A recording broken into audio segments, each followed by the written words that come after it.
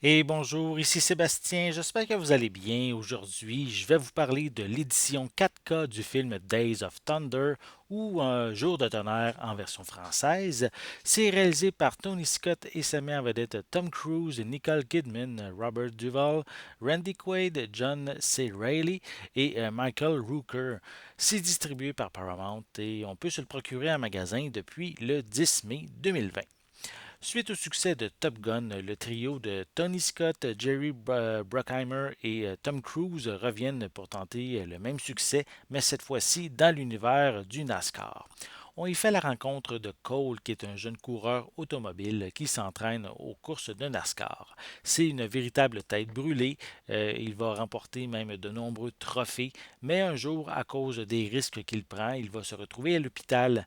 Il va être aidé par une belle neurologue et le jeune homme va ouvrir les yeux sur lui-même et très vite, il va remonter en selle pour participer à la plus grande compétition de sa vie. Je trouve qu'il y a quand même beaucoup de points en commun avec Top Gun, soit au niveau du scénario et même au niveau du développement des personnages.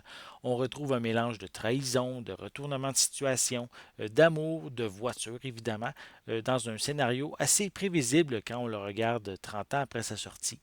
L'excellente distribution est agréable à voir évoluer et vraiment le talent est vraiment évident à l'écran. Saviez-vous que c'est lors de ce tournage que Tom Cruise et Nicole Kidman ont débuté leur relation amoureuse? Si vous ne le saviez pas, ça fait ici une belle anecdote à raconter. Donc, Days of Thunder reste pour moi un film divertissant que j'ai regardé de nombreuses fois lorsque j'étais plus jeune. Je l'apprécie encore autant pour son rythme entre l'action, les scènes de course et l'humour.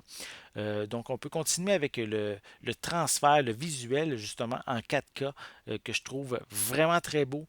La résolution les détails sont surprenants. J'ai pas la version Blu-ray à la maison, j'ai seulement l'édition DVD. Donc, j'ai même jamais regardé la version Blu-ray.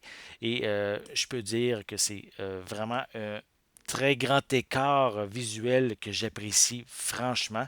Je peux dire également que l'image est constamment granuleuse. C'est un grain qui fait partie du rendu final du long métrage.